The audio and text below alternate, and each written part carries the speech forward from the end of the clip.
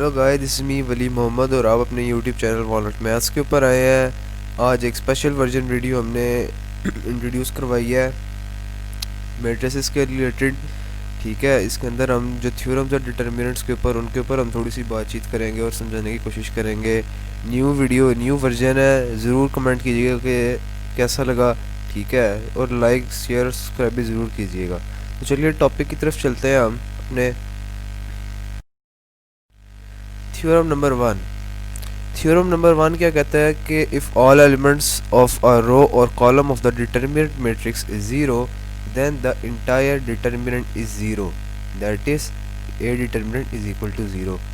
उर्दू में अगर हम इसका तर्जमा करें तो ये कहता है कि अगर किसी रो या किसी कॉलम के तमाम एलिमेंट ज़ीरो हैं तो फिर जो डिटर्मिनेंट मैट्रिक्स होगा वो ज़ीरो के बराबर होगा।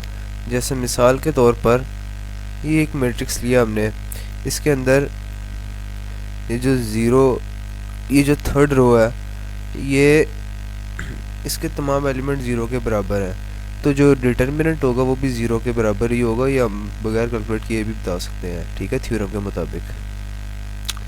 एक और ले लें, इसके अंदर भी ये जो थर्ड है इसको जो फर्स्ट कॉलम है इसके तमाम एलिमेंट ज़ीरो के बराबर है, इसलिए इसका भी डिटर्मिनेंट होगा ज़ीरो के बराबर। तो आइए आगे देखते हैं। अब इफ़ एनी टू रोज और columns are interchange simultaneously then the determinant would be negative. अगर कोई से दो रोज या कोई से दो कॉलम्स को आपस में इंटरचेंज किया जाता है एक ही वक्त पे, तो फिर जो डिटर्मिनेंट होगा वो भी नेगेटिव ही होगा। अब ये क्या कहता है जी, एक हम मैट्रिक्स एग्जांपल के तौर पर लेते हैं ये। ठीक है ना, 7 8 9 4 5 6 2 5 1।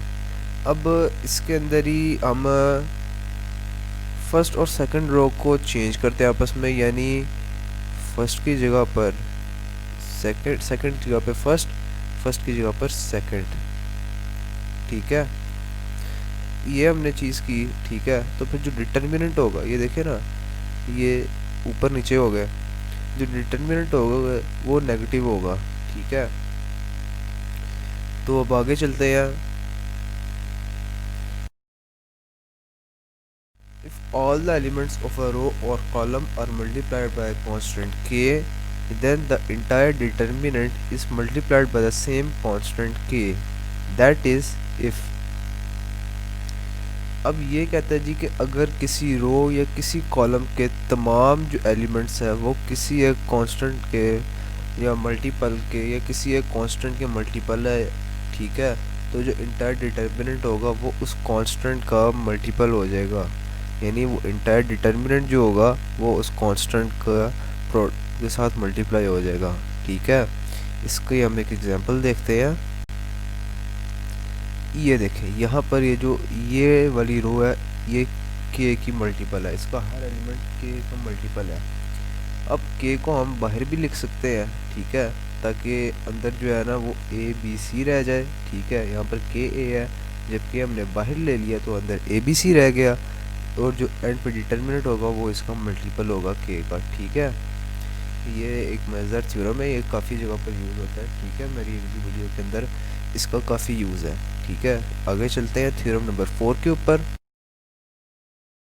थ्योरम नंबर 4 कहता है कि जी the determinant would be zero if all the elements of any two rows और कॉलम्स इज इक्वल। किसी भी रो या कोई से भी दो कॉलम्स के जो एलिमेंट होंगे अगर वो सारे बराबर होंगे तो फिर वो डिटर्मिनेंट ज़ीरो के बराबर होगा। फॉर एग्जांपल ये एग्जांपल देखें, इसके अंदर फर्स्ट रो के जो एलिमेंट्स हैं ए बी सी वो सेकंड रो के एलिमेंट्स के बराबर है। ठीक है, अब ये नहीं होना चाहिए कि जी ऑर्डर जो है ना वो मिसप्लेस हो, ऑर्डर भी सेम हो, यानी ए के नीचे ए, बी के नीचे बी, सी के नीचे सी। ठीक है, दूसरे केस में बराबर नहीं होंगे।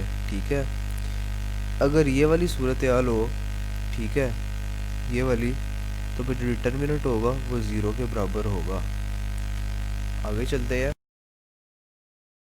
थ्योरम नंबर 5 की तरफ। The determinant of a matrix could be expanded along any row or column using next lower order matrix called cofactor.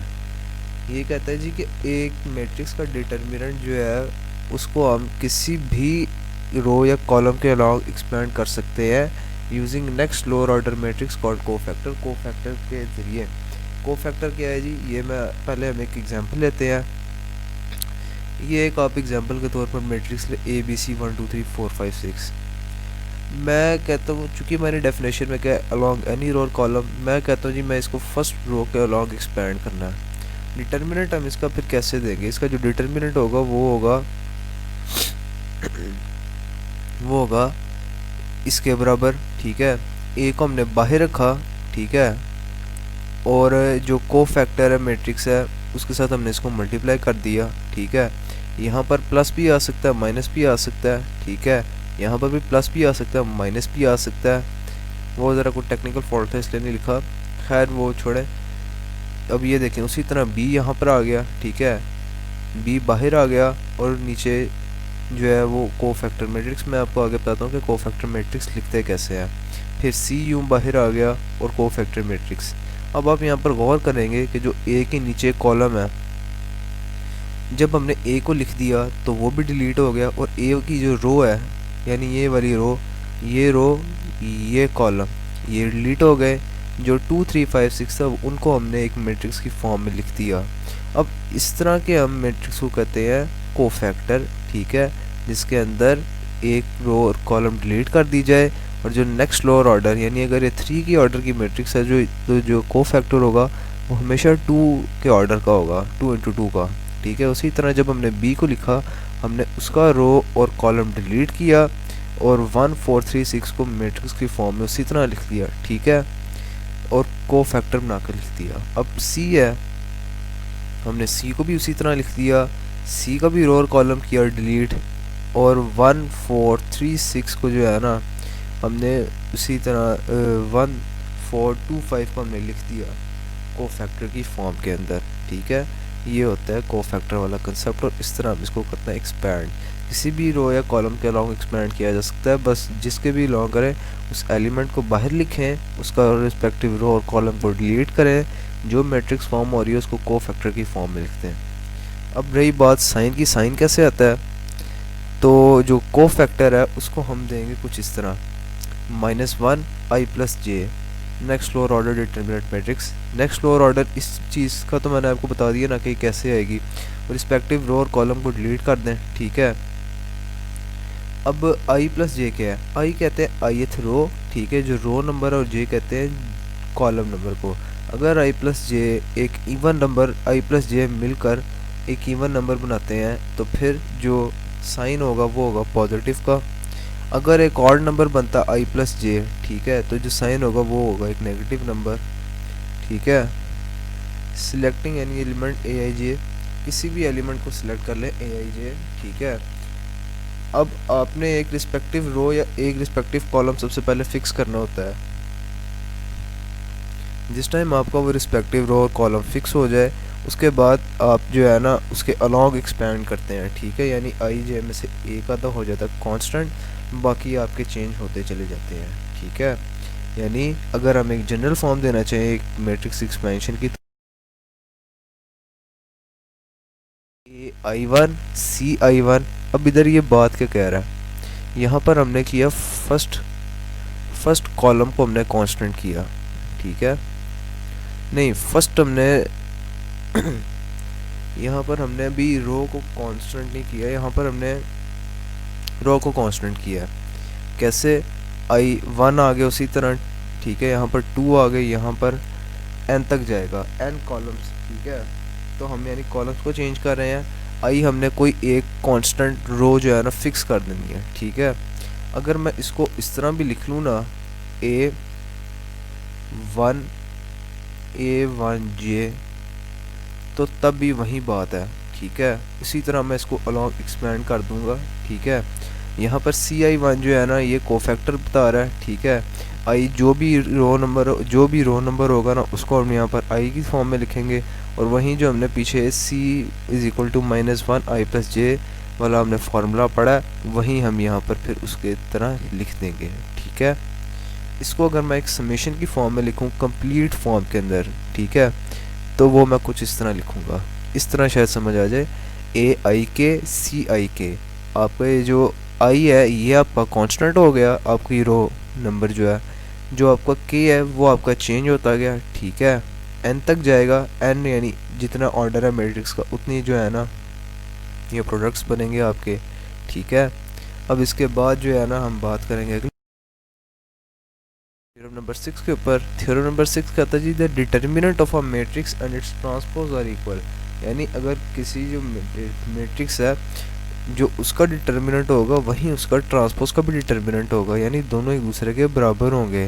Consider the following determinant, ठीक है, एंड इट्स ट्रांसपोज। ये मैंने एक मैट्रिक्स लिया ए बी सी डी, ठीक है, और इसका ट्रांसपोज लिया ए बी सी डी, ठीक है।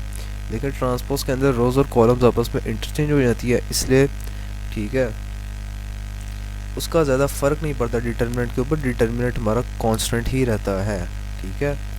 तो इस अपनी वीडियो का अख्तिताम करता हूँ, प्लीज़ ज़रूर लाइक कीजिएगा, ठीक है, और शेयर भी ज़रूर कीजिएगा और सजेशंस भी ज़रूर दीजिएगा, ठीक है। अल्लाह हाफिज़।